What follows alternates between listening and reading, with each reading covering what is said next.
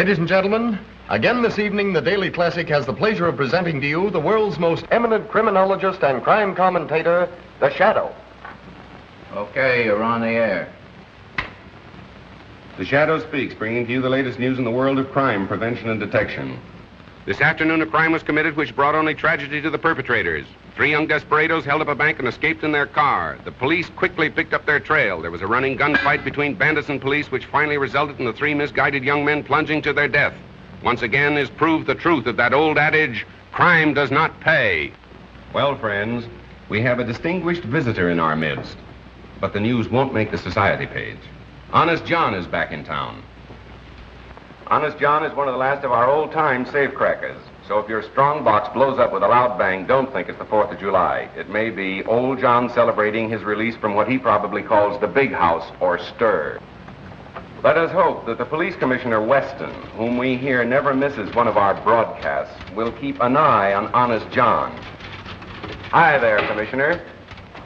Memorandum to Detective Bureau. Check on Honest John. Yes, Commissioner. Ladies, here's a little incident which proves that silence is really golden. Last night, bandits entered George Ward's furniture store. Mrs. Ward was alone in the place. The good lady was so frightened she couldn't talk. At least, that's what the bandits... It's too bad something don't scare him so bad that he can't talk. There ought to be a law against guys like him shooting their mouth off within the city limits. But still, Mrs. Ward refused to say a word. At the point of a gun, they took from the cash register a $1 bill and 1 thin dime. The moment they'd gone, Mrs. Ward calmly removed a $100 bill from her mouth. Witnesses took the license number of the car, 3Y-41-37. I'll repeat that, 3Y-41-37. Did you make a note of that? Yes, sir, I did. Last night, young Michael Nolan took his pretty fiancée, Dorothy Walsh, for a drive along the scenic highway overlooking the city.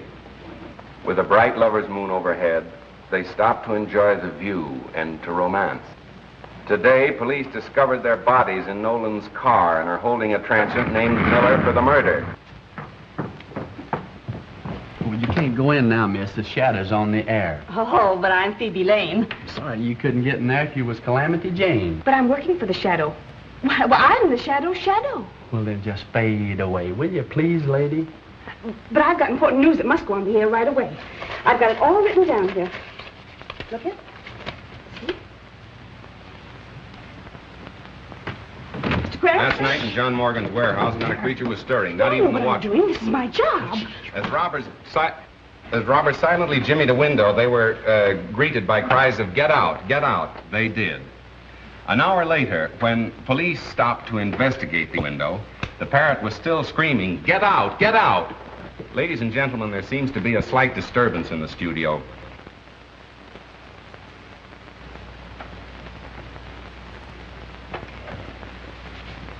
Ladies and gentlemen, a newsflash has just been handed to me. I can't guarantee its authenticity, but here it is. A big theater robbery is planned to take place downtown in half an hour. In fact, 9 o'clock. Read the Daily Classic for particulars. And now, the Shadow bids you good night until tomorrow. You didn't give the name of the theater. The police won't know where to go. No, and neither will 10,000 other thrill-hunting sightseers. But hadn't you better phone the police?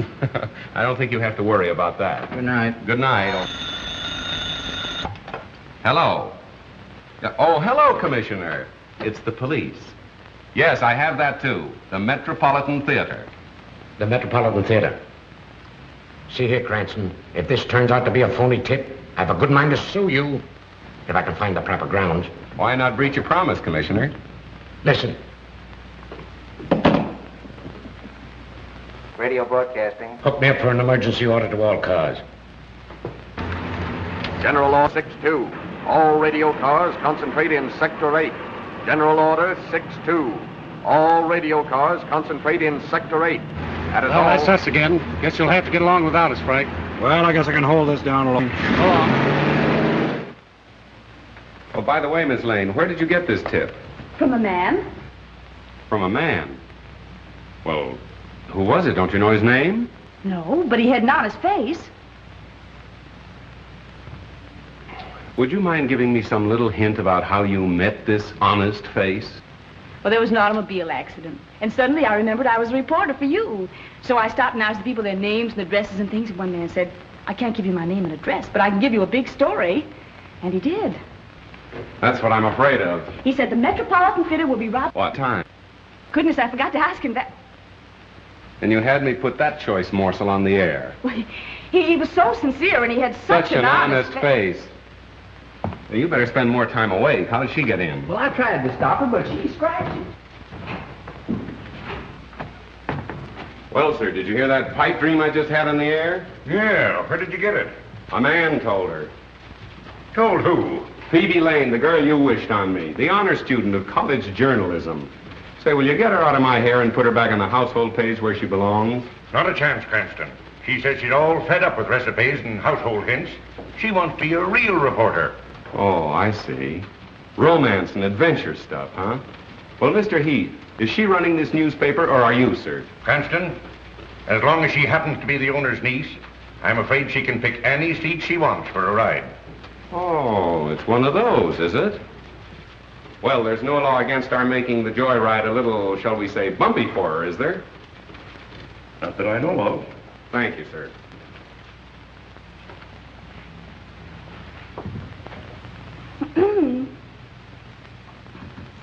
Ladies and gentlemen, this is Phoebe Lane, the real brains of the Shadow who thinks he knows all about crime. But the real crime of the age is the way he makes you think he's so smart, when it's really me that does the work all the time. Hello. I didn't see you. That's quite evident. I didn't mean what I said, Mr. Cranston. I hope you can forgive me. I wish I could forget you.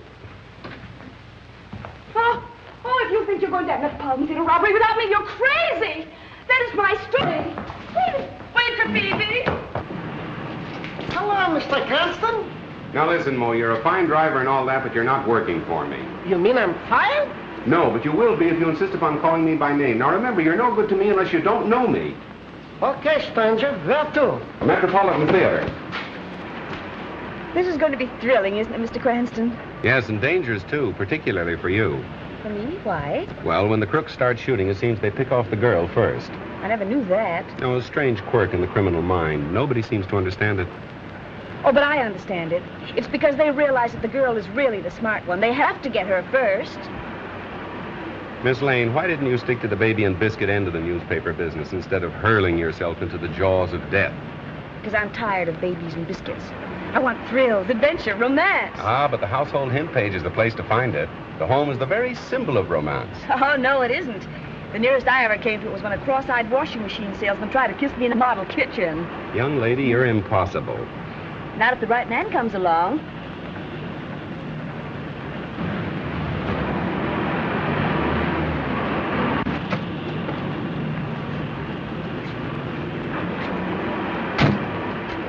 Hang around a while, Mo. Okay, stranger. Where are the police? Oh, don't worry about that. They'll be around. Oh, we've got to warn the theater right away. Now, wait a minute. Let's do some window shopping first. Well, The boss of them all. Police Commissioner Weston in the flesh. And if this turns out to be a false alarm, he'll love me even less than he does now. oh, but I'm sure it isn't because he had such an honest face. Graham.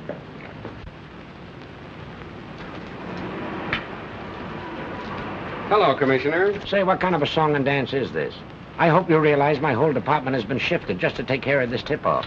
Maybe you'd rather have the theater robbed and let them chalk up another black mark against your record. Now, see here. We got crime down to the lowest level it's been in years. But the way you advertise it, people will think a crime wave is on. You might have twice as much to deal with if I didn't advertise the crime doesn't pay. I'm helping you. Well, I'd like to try running the department without your help, just as an experiment. It's 9 o'clock. Well, well, well. How time flies.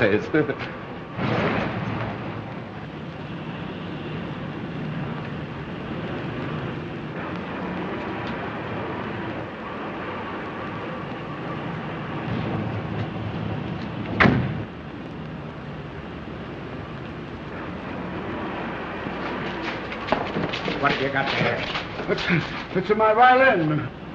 What are you taking in there for? What to play it, of course. I am a violinist. Yeah? Let me see it. Please, be careful. It is very valuable. Shut up.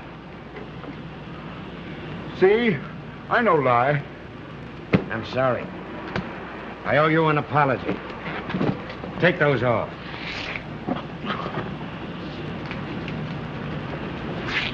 I ought to send you to jail for life for bringing me out on such a wild goose chase. I didn't invite you. You crashed the party. Mr. Cranston, I consider you public nuisance number one. Good. I like to be first in everything, Mr. Weston. I gotta phone the paper. Hello, Heath. Cranston speaking. That robbery tip was just a gag to get the radio cars off their regular runs. Yes, I got a hunch something big is gonna break elsewhere. Better hold page 1 in my column for remake. Oh, and have Burke stand by. Yeah, so long.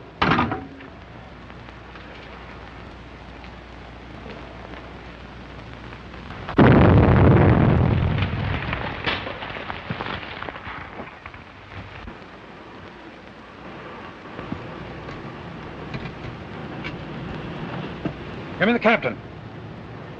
McCabe reporting, sir. Explosion in 93 Madeira Drive. Yes, sir.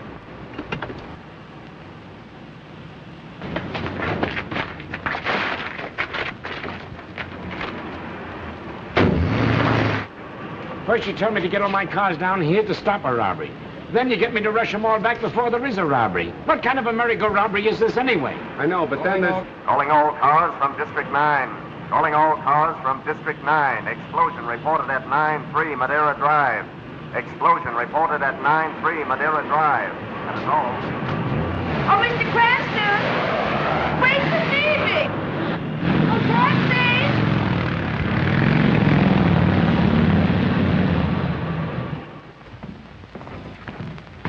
Mr. Cranston, kindly keep your fingerprints to yourself. Riley, take the door. Have you searched the house? Yes, there's no one else here. What, no servants? Servants have a day off every week. Or haven't you heard? One in a house of this size is always someone on duty. Well, I want any information from you, I'll ask for it. That's fine. I've got to phone the paper anyway. Frank, is there a phone still working? In there. Thanks.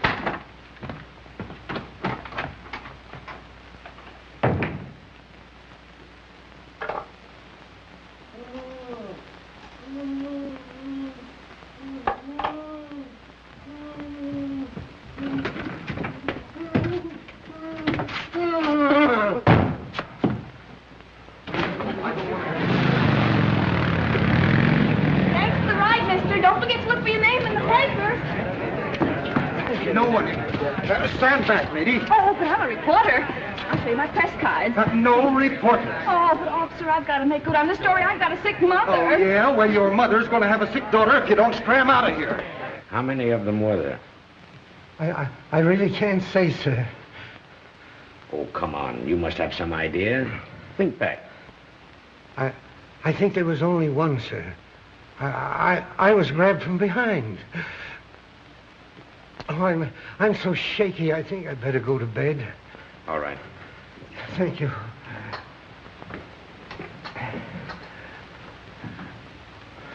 Stay with him, Tom.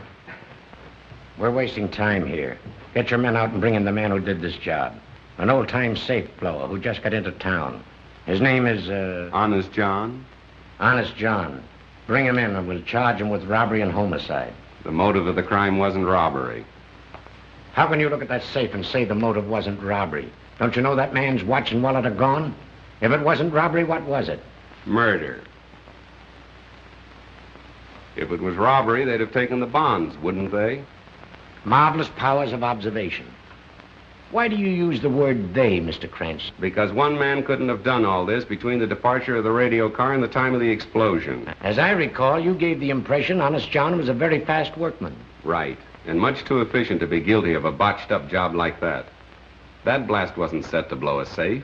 It was calculated to kill whoever opened it. I say you're wrong. That's great. I'll see that your opinion is given its proper unimportance in my column tomorrow. There won't be any shadow column tomorrow. Oh, no? No, and for a long time to come. Inspector, kindly file this gentleman in one of our steel cabinets, somewhere out in the stick. On what charge, Commissioner? Material witness.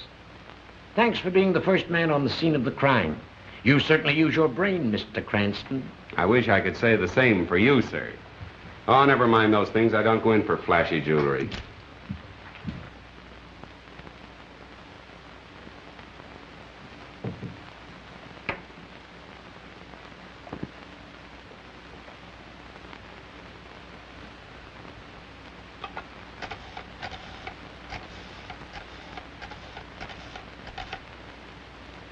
Hello? Give me the desk, sweetheart. Burke speaking. New lead off for Shadow Column. He says Weston all wet with robbery theory on Morton case. Says it's murder using robbery as a cover-up. Honest John? Nah. He's just as innocent as a new laid cornerstone. Oh, yeah, I say, Cranston's been pinched. Yeah, held as material witness. On the way now to some Hicktown hoosgow. Oh, sure, right on my toes. Well, so long, pumpkin puss.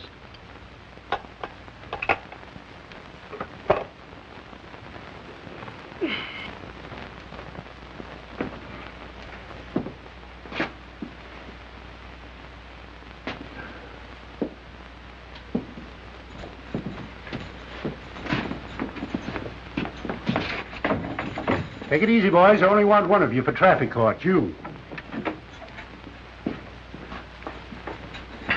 Say, officer, I'm sure the judge wants to see me first. Go on back and sit down. I know who to let out and who not to. But I've got to get a message to my folks. Now, if you help me out, I'll take care of you. Take care of me? I'm taking care of you. Come on, get out of here.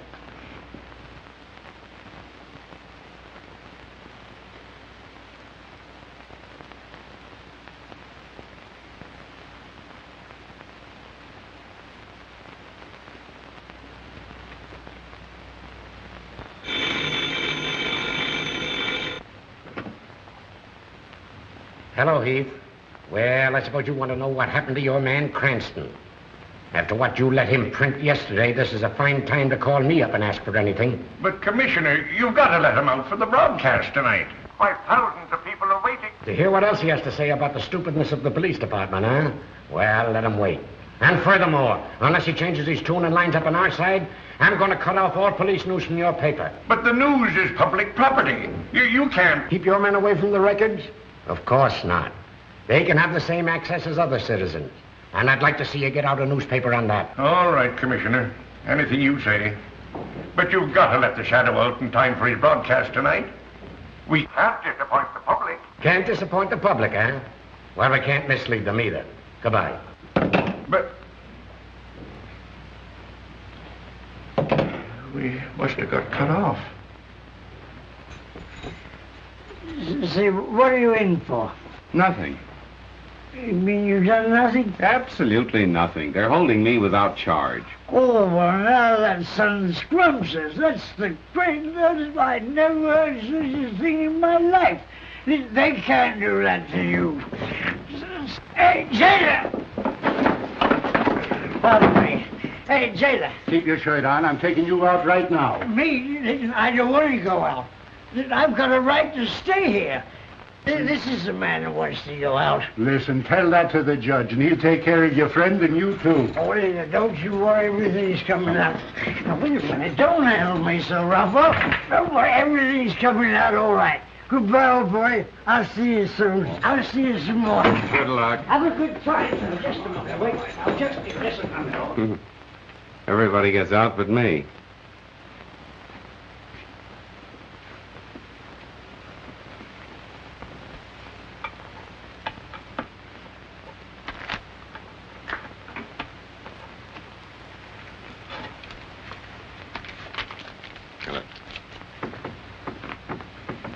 When you get out, make a phone call for me, will you? Sure, fella. I'll give you the number of the paper I'm working on. You call them. Come on, you. Yes, sir. I don't mean you, I mean you. Me? Yes, you. Yeah, your girlfriend's here with a habeas corpus, and that lets you out. Good luck, pal.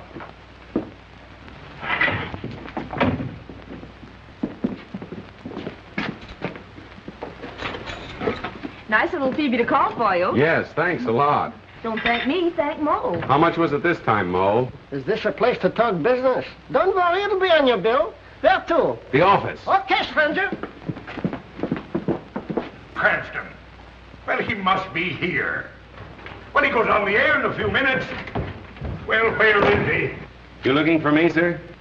With millions of people about to tune in on your broadcast in a few minutes, I should worry where you are. You don't think I'd miss an opportunity to pay my respects to Commissioner Weston, do you? Now, look here, Cranston. You've got to lay off Weston. I see. He's been sticking a knife in me with one hand and patting himself in the back with the other, and you fell for it. You're smart enough to report crime without deliberately antagonizing the entire police department. Well, I try to take care of myself.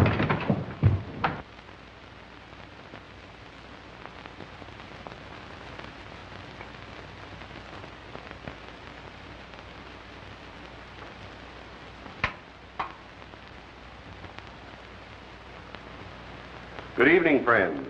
Yes, it's your old Shadow Man, and after languishing in one of Commissioner Weston's small-town jugs, the Shadow is just a shadow of his former self. Now we'll get down to the Gerald Morton case and the reported difference of opinion between the Shadow and his other Shadow, Police Commissioner Weston. Friends, I am now of the opinion that our efficient police department, under the able guidance of the Commissioner,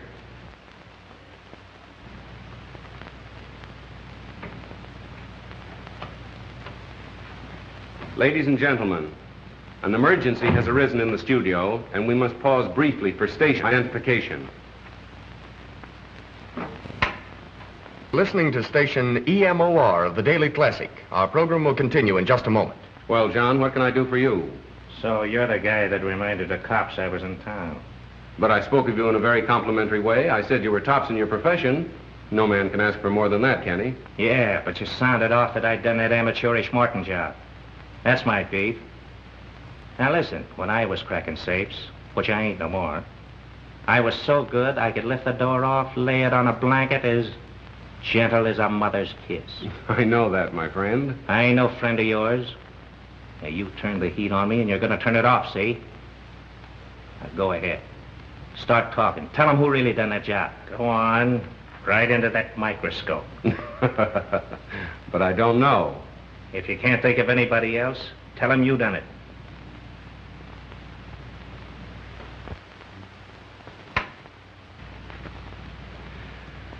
My friends, now that I have the situation in the studio absolutely under control, we can resume our discussion of the Morton murder mystery. Why was Gerald Morton murdered? He is said to have been a good man, a charitable and benevolent man, a man without enemies. But although Mr. Morton's character seemed almost too good to be true, other men, supposedly paragons of virtue, have met violent ends, and investigation has developed some extremely unsavory facts. If my own investigation should develop a hidden side of Mr. Morton's life, I shall tell you all about it tomorrow. Well, what about me? I can now inform the police commissioner that Honest John is absolutely innocent of the explosion which caused the death of Gerald Morton.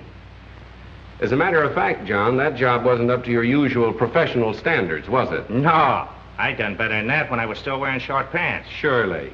Now, I ain't squawking about the cops pinning a murder on me, but when they tries to hang an amateurish job like that Morton blow up on me, I resents it, see? Naturally, naturally. I'll get him. Take a general order. Effective immediately. There you are, ladies and gentlemen. You've just had the pleasure of hearing Honest John in person. You mean I was on the air? You were, John, and thank you.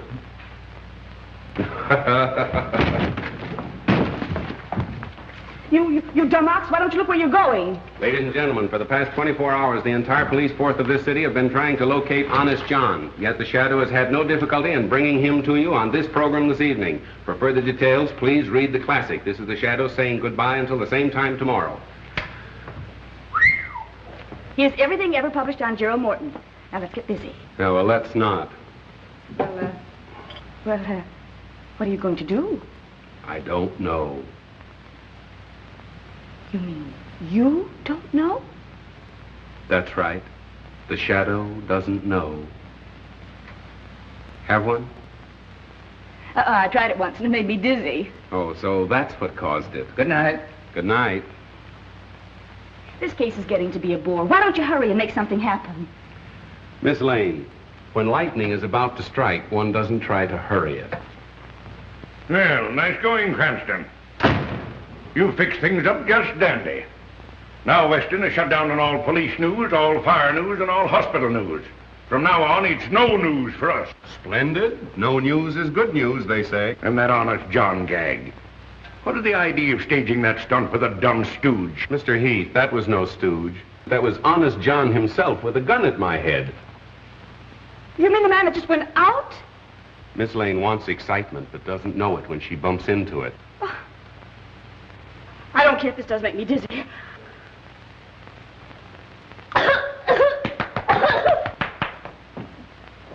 Oh, hello, Matt. How are you? Well, where is he? You mean Honest John, I suppose? Yeah. I do believe, as he'd say himself, that he's taken it on the lam. Why didn't you hold him? Well, why should I? I'm not the police commissioner. Then quit acting like a chump. You know, I think he's got something there. Phoebe, thank you. You're a gentleman and a lady. Now, here, stop this clowning. How are we going to get the paper off the spot you two have got it on? We're not clowning, Mr. Heath, and please don't blame Miss Lane. It was my fault. I thought I was Say, doing wait something. a minute. I think you hit an angle in your broadcast where you hinted that Morton's character wasn't all it should be. I don't know. I'll over at my office and work this thing out. All right.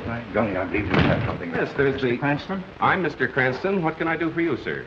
I am Roger Morton, brother of the Gerald Morton, whose name you tried to besmirch in your broadcast. I came over to see just what sort of man could be guilty of such an attack.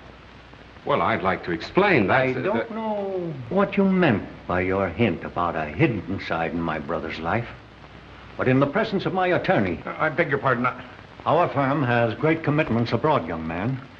And your paper will pay the penalty if you do or say anything to jeopardize our international dealings. And we deal in millions. That's all. Good night. Night. Now, what are you going to do? I'll tell you what he's going to do. He's going to handle the story Morton's way, or he'll sue us for millions. Nice thing. Honest John says I handle it his way or he'll shoot me. Weston says I handle it his way or I go to jail. I think you started all this, sweetheart. Have you got any suggestions? Don't ask me. You're the great big detective. And there you are. You see, she craves action. When she runs into it, she starts passing the buck. I wish you'd go home and roll your hoop so we can roll up our sleeves and get to work. I'll admit you have performed miracles, like that Allen murder. But there you had a bent pin to start with as a clue. This time you have nothing. You're right. Nothing. Don't forget you've still got Phoebe. Well, we don't want you shot. You're no good to us in jail, and we can't afford to offend Morton. There it is, son. Get us out of it. Just like nothing happened. Well, Miss Lane. Miss Lane went home to roll her hoop. Phoebe. I wonder if Miss Lane would recognize the man that gave her the tip that started all this. Miss Lane would know him anywhere. She never forgets a face. Well, what did he look like? Oh, he was thin. Well, not too thin. No. And, Blonde? he was between a blonde and a brunette, and rather medium-sized for a man. And he was thin and... Oh, but I said that, didn't I? Yes, you did. My, what a memory. Anyway, he wasn't bad-looking. Well, go on. Anything else? Anyhow, I know how he spoke. How? With a foreign accent. A foreign accent? Mm-hmm. Listen, that's important. Was it a Moscow Russian? I will give you a tip about a theater. No. No, it wasn't that, I see. Italian, perhaps, more liquid. Senora, we know about the theater. No, it wasn't that. French, of course, it wouldn't be French. There is a theater that will be robbed tonight. Oh, no, that's not right. A German, perhaps.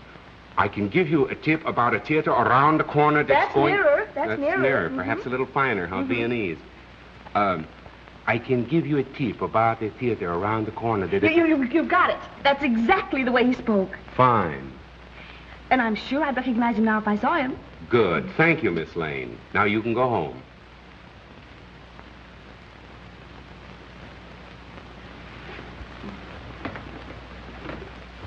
Oh, wait a minute. Let me finish before you go away mad.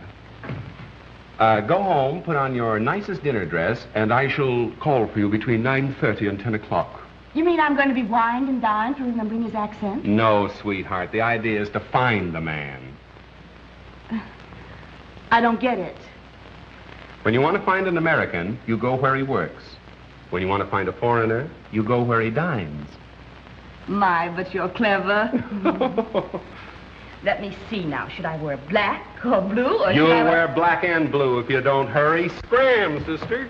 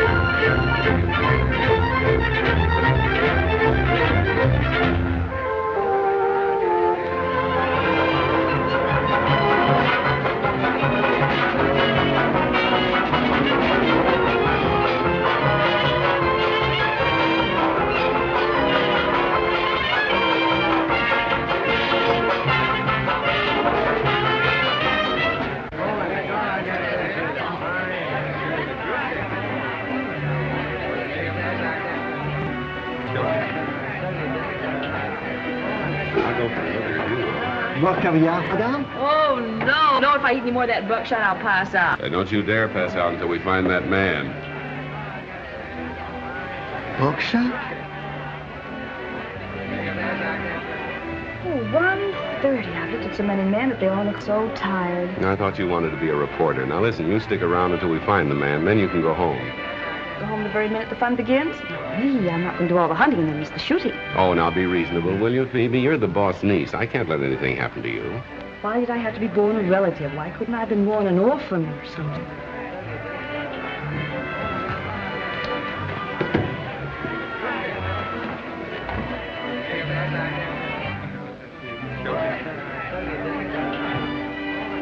What?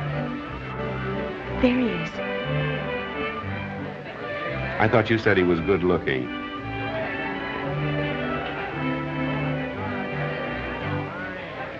Are you sure that's the man? Positive. I'm sorry, sweetheart. You'll have to scram.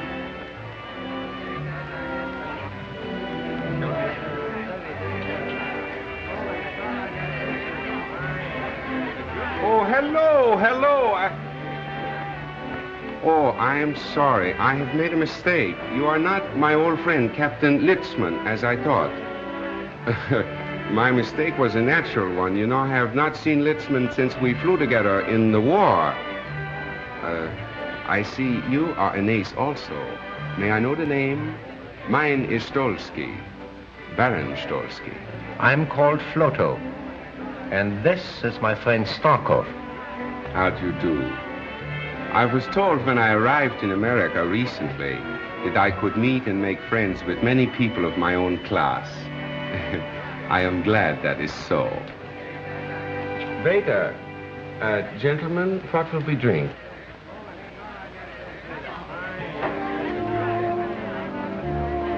Lassard 26. And make sure it is 26, please. Très bien, monsieur. Hello, darling. Well, aren't you going to introduce me, precious? After all, I am your wife, you know. Or do you? Oh, yes. Forgive me. Baroness Stolsky. May I present Mr. Floto, Mr. Starkov, my new friend. How do you do? How do you do? Thank you very much.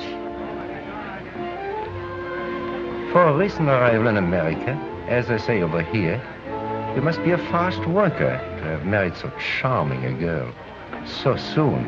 Well, it was a whirlwind courtship. We met on Wednesday, I proposed on Thursday, and we were married on the Statue of Liberty.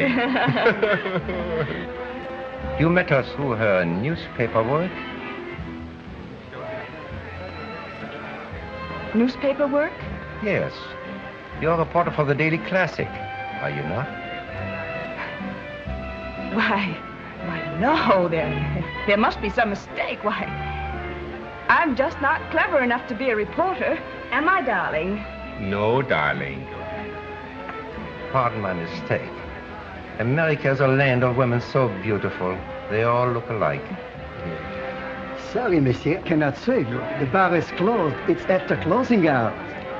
Oh, that's too bad. I had counted on talking over old times with you. But my apartment is never closed. Come, we'll go and have a drink and chat before we break up. I'm afraid we cannot join you. You know, the Baroness never keeps late hours. Oh, but one evening won't matter, darling. We'd be delighted to go. Come on, dear.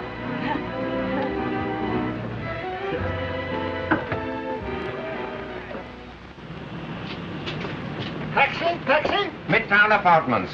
Oh, no. You see, it is a raining night. I'm sorry, and it's so late. I must take my wife home, I'm sure. But the Midtown Apartments are not far from here. Yes, darling, and I'd love to have another drink. Oh, dumb. Oh! Easy. You see, my wife gets these attacks, you know, when it's late and raining. I must take her home, but we will see you tomorrow for luncheon. At the Hofbrau at 1. Luncheon, 1 o'clock punctually. Good. Yes. Well, 12 Dutton Street. okay, Spencer. Good night, gentlemen. Good night. Good night. You ought to let this coffee write your column. It's strong enough. Good strong coffee for a strong, silent man. How's this? The Shadow says that his statements over the air yesterday regarding the character of Mr. Gerald Morton were unjustified, and those statements are hereby withdrawn with due apologies to Mr. Morton's family. Yeah, but you'll have to apologize to Commissioner Weston. Let's not go overboard in our enthusiasm for whitewashing ourselves. But you've got to square the paper with Weston. Tell how it happened. Describe the scene. You with the mic and Honest John with the gun. I was afraid you'd be expecting that, so I wrote it last night. But I don't like it. My apologies to Commissioner Weston. Perhaps he's right in his belief that Honest John is the... My statement on the air that the man was innocent was made while John himself was holding a gun at my head. And I hope that the Commissioner, with his usual fair-mindedness, will restore the classic favor. Great. Now Morton can't sue us. And the Commissioner will have to restore our news. Oh, I spend years building up a reputation as a crime expert, then have to expose myself as a stuffed shirt that gets kicked around by the police department. Well, look here, son. If you're so keen about that reputation of yours, why don't you solve this case?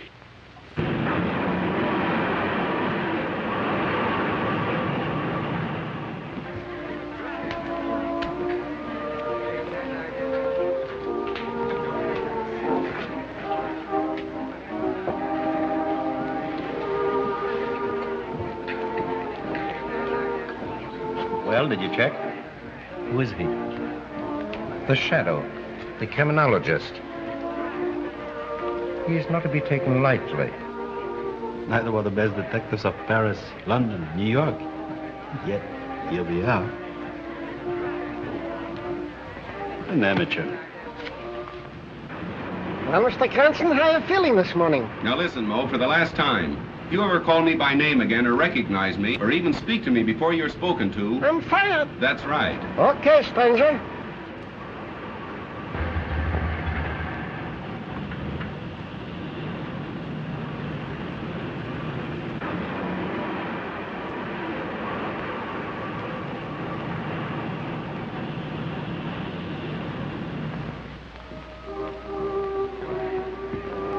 I wonder where our friend Mr. Cranston is. There's something wrong, Stalker. There's something wrong with your nerves, my friend. We are not going to leave here with our work half finished. Yes, yes. I know how much there's at stake. That's why I'm so uneasy.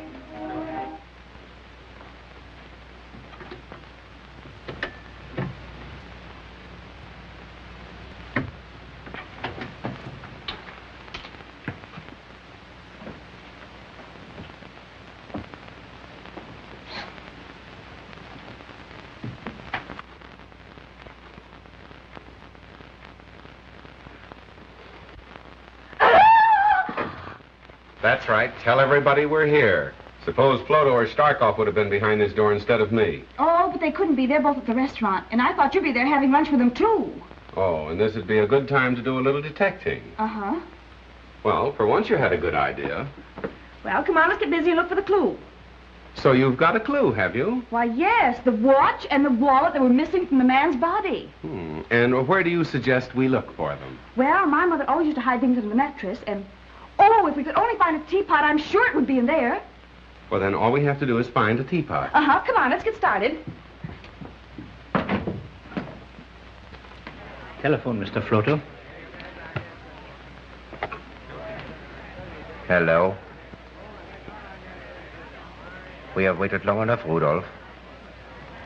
Has our man come home from downtown? Not yet, sir.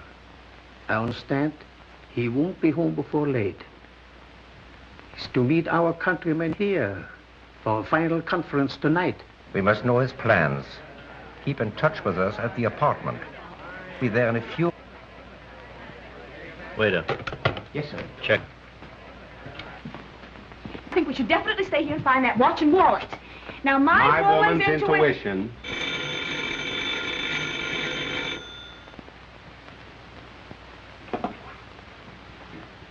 Hello? This is Floto. The master has just gotten home. Early in the afternoon will occur an opportunity when he's gone. Shh, no more. Someone is coming. I'll call you back.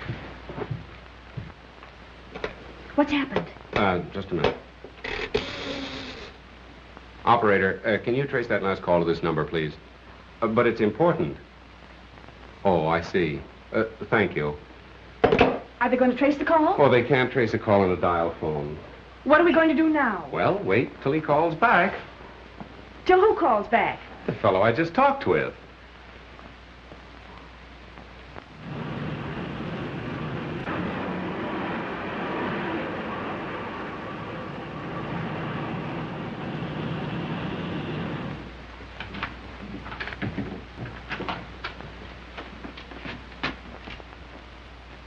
Oh, hello. We were afraid we had missed you. We've been waiting and waiting, haven't we, dear? What are you doing here? Well, we came for the luncheon. But the appointment was to have luncheon at the restaurant. Oh, how stupid of me. You know, I'm afraid last night when we made the appointment, my mind wasn't on it. You know, my wife had that attack. I trust she's better now. No, I'm afraid she's even worse. Aren't you, dear? Make her comfortable. We soon have lunch. Oh. Oh, poor darling. No, you see, she's getting another attack. I must take her for the air right away. Just a minute, Mr. Cranston. Your hand, Mr. Shadow. What do you suspect us of? And why? Oh, well, now you'll have to listen to the broadcast to hear that. You see, our business is to get interviews, not to give them. Isn't it, sweetheart? Yes, sir. And may we go now? No. Now that we have you here, you're going to stay. Take your time, mister. Taxi stranger? Scram, Phoebe. Thanks for your hospitality, boys. Nice work, Mo. Mo? I thought we were strangers. Have a cigarette, pal?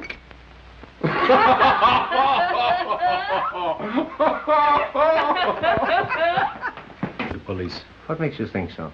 Because he prefers to work alone. Hello. What's that? That wasn't I. We were not at home then. That was Cranston. Repeat what you told him.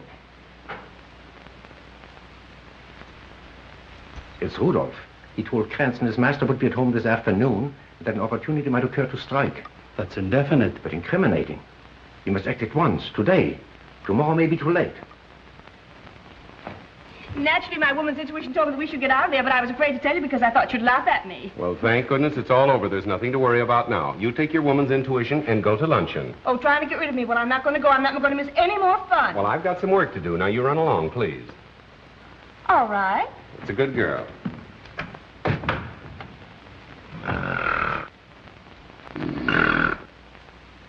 Bert! Bert! Bert! Bert! Come on, get up and get going. Where to? Go to the Midtown Apartments, stake out, watch for two foreigners in a closed car. Phone me as soon as they leave. Okay. And hurry for a change. Okay, Chief. Hello? Oh, yes, Mr. Heath. No, still as much in the dark as ever. Well, those fellas are rather clever. As a matter of fact, they're planning another deal right now. Well, if I knew that, I wouldn't be hanging around here Pardon me. Come in. Oh, hello, Barrows. Sit down. Be right with you. Yes, Heath. No, thanks. I don't need you. What I need is a clairvoyant. Right. So long. I have that Morton information for you. Good. I understand that Gerald Morton's firm was interested in some very big international deals. Was that right? Yes, they still are. I made these notations for you. Their recent underwritings include 10 million Argentine fours, 28 million Danish refunding 2.5s. And I understand they'll soon issue several new European debentures. Well, what about them? That might be a good investment for me. Certainly. However, these new bonds that Morton & Morton are about to offer seem to me to be highly speculative.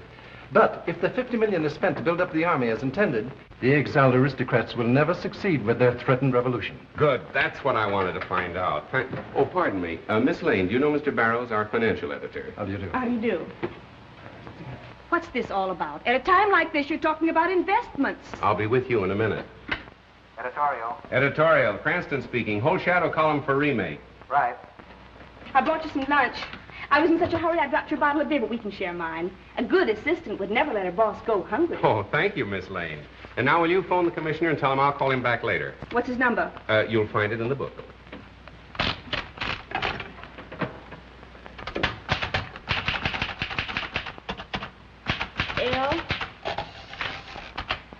L-A-6 7 2 4 9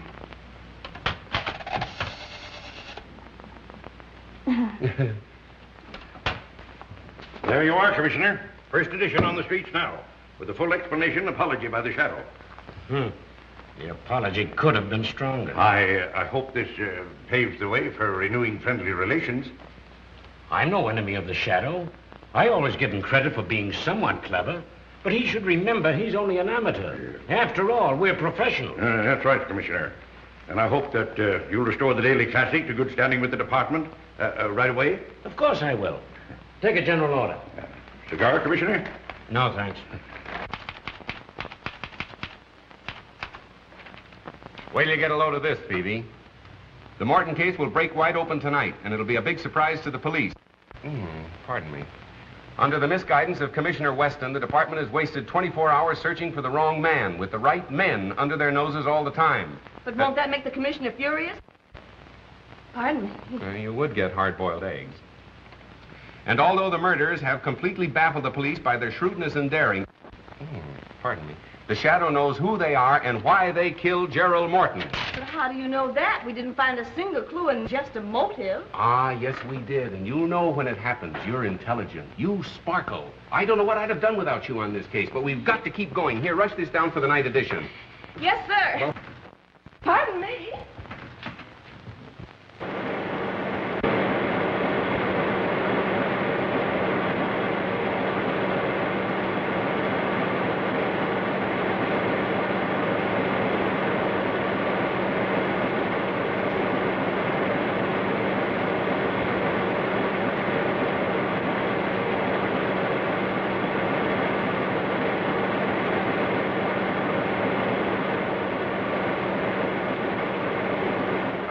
You not to fight Weston. You've ruined the paper with your grandstanding. Even if you have added 100,000 new readers to our circulation.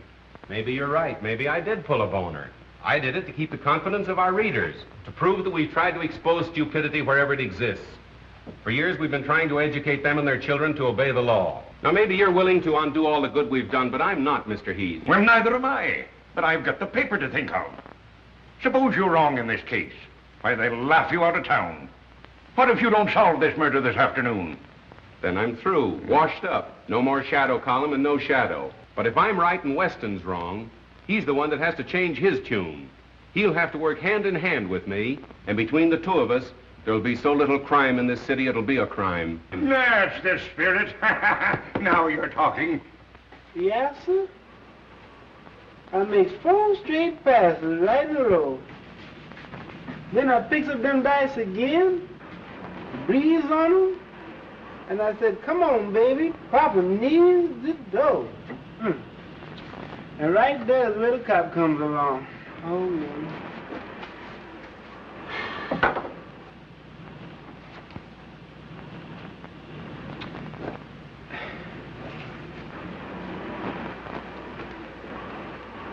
Well, how's that, boss? A boss?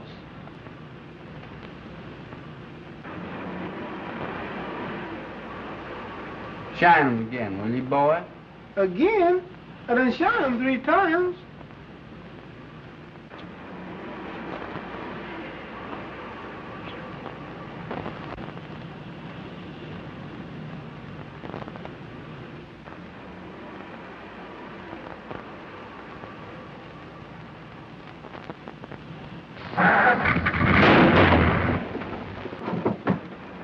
Look out there, boss. You better put that thing away. You're gonna kill somebody. A boss, my shine, money. We'll have the usual introduction, and then naturally work out the theme that crime doesn't pay. Answer that, will you please, Miss Lane? Hello? Yes, this is Mr. Cranston's office. Who shall I say wishes to speak to him? I can't hear you. Oh, I'm so sorry. It sounded just like you were yawning. Oh, I know who that is. I'll take it, thanks. Hello, Burke. Yes, what's up? Bag and baggage, huh? Which way did they go, west? Never mind how I knew. Yeah, so long. I've got to run. Now, if you want to help me, you'll stay here and finish those notes. Well, you're just trying to get rid of me. No, not at all, really. If whether or not I go on the air tonight as advertised depends absolutely upon you. Now, you wouldn't let me down, would you, pal? You bet I won't, pal. All right, so long. Hello, Thunder. Hello, 896 Clover Road, and hurry. Okay, Mr. Cranston. Mo, you're fired. I've warned you a dozen times. Yeah, and I warned you once. Get in. You two. And the first break you make, you're driving a dead passenger. I know I did you wrong, John, but I'll square it later. I'm in a hurry now. Let's talk it over some other time. There ain't gonna be any other time for you, buddy. You can't laugh this off. My apologies to Commissioner Weston. I'm now convinced that he's right in his belief that Honest John is the killer. Oh, that's only the first edition. I had to red apple the commissioner. Wait till you read the final edition. This is the final edition for you, buddy. Just a minute. Another move like that, and I'm gonna let you have it right here. I was only reaching for a cigarette. You got a cigarette, driver? I got you covered now, pal. Well, suppose you left the pen, and you want to go straight. You come to town looking for an honest job. What do you get? A bum murder rap hung on you. Do you really want to go straight, John? On my word of honor. Have a cigarette. Well, now go ahead and plug me. Anybody dumb enough to fall for that one's got it coming.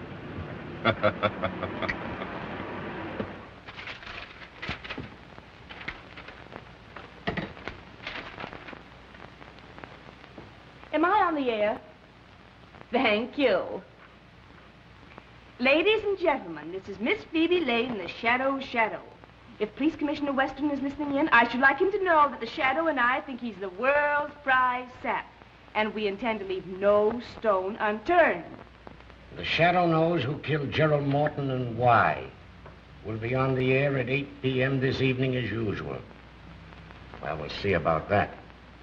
Matthews, what's the law covering withholding of evidence from the police? Section 164, revised criminal code, sir. Get out a warrant for Cranston and pick him up at once. Yes, sir. And now, ladies and gentlemen, I'll give you my own story of how I helped the Shadow to solve the Gerald Morton murder mystery. In the first place, Commissioner Weston and his very dumb stooge, Detective Inspector Matthews, were off on a false scent, as usual, and... Keep right on, sister. You were going great. Oh, I'm so sorry. You frightened me so I didn't know what I was saying. I never know what I'm saying when I'm frightened. Do you want to see Mr. Cranston? Yeah, just to say hello. You're not going to arrest him again. Oh, no. Cranston and I are old personal friends. Oh, then I can tell you where he is. He's out in the Morton case. Ah, Morton. Thank you. Be sure to thank Mr. Cranston for me. Well, thank you, Mr. Matthews. I certainly will. I'm sure he'll thank you. Goodbye. Bye.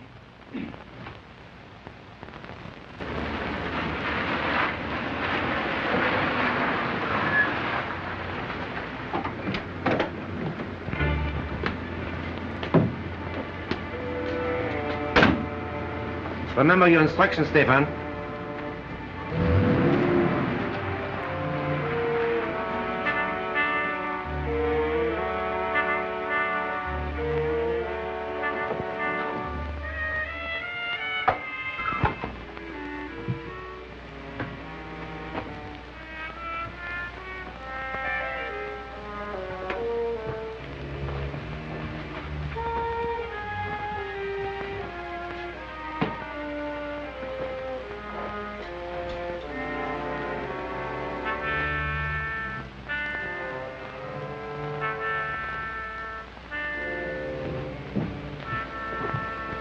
Sorry if I kept you waiting, gentlemen. Our appointment wasn't until later.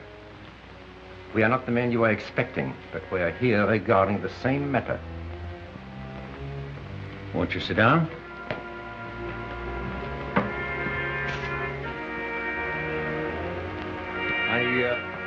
Really, there's no need of that. The business is out of the confidential stage, and the deal is about to be concluded. The deal will never be concluded.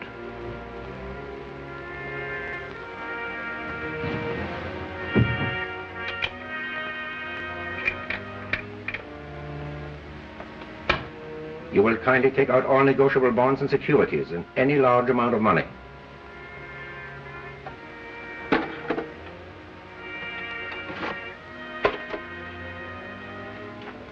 This is all I have of value here. Mrs. Morton's jewels and the bulk of my holdings are in a bank vault downtown. And if you want to... This is not a robbery, Mr. Morton. This is a matter of international diplomacy. These bonds represent much money, do they not? $100,000 or more. I don't see what ends you can gain by killing me. Let us review the history of the loan you were about to make tonight. 3 years ago, a French banker was about to lend that money. He died in an auto accident. The loan was next negotiated with an English financier who was very much devoted to his wife, Mr. Morton.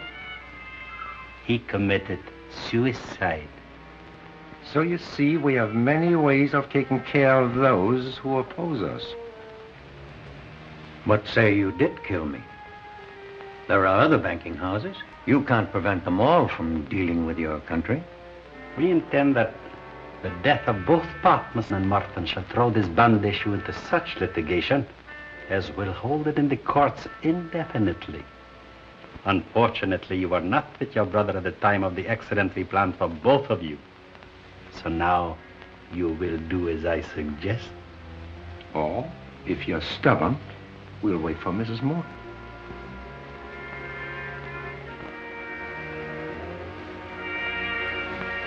What do you want me to write?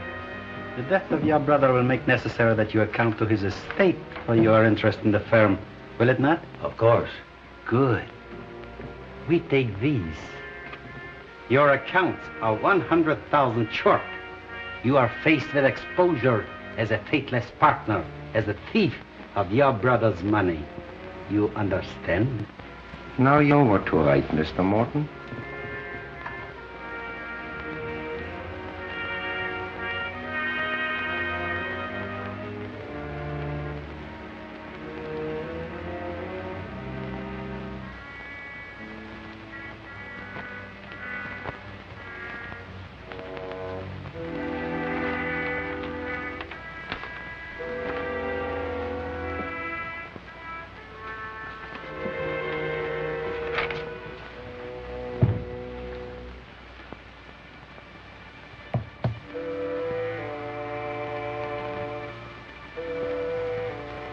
Answering an unspoken question, there's only one bullet.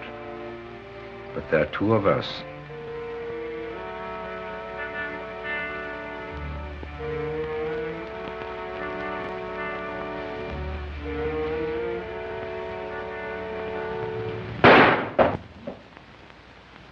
Good shot, John. Are you surprised to see me? You won't need this now, Mr. Morton. Oh, Floto, I thought you were clever. Even a small-town constable could spot that concealed weapon. You better let me take care of that, Mr. Morton. Watch him, John.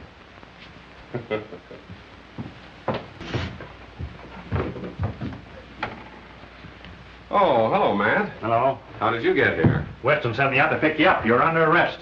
What, again? What's the charge this time? Withholding evidence in the Morton case. As usual, the commissioner's late. You!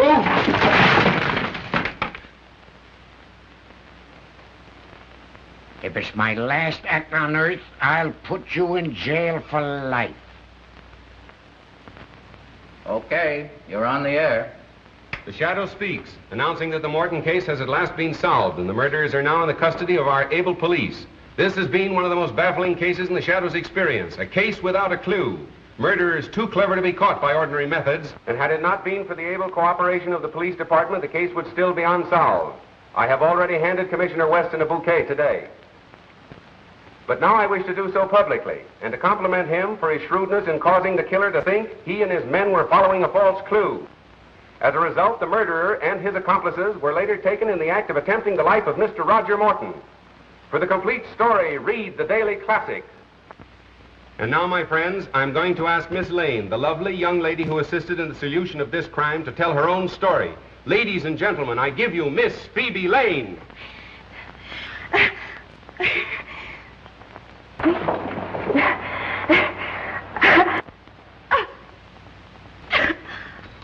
Ladies and gentlemen, there seems to be a great deal of static interference this evening. And anyway, we thank Miss Lane for her very vivid description. The Shadow speaks. Ladies and gentlemen, crime does not pay. The Shadow bids you good night till our next broadcast.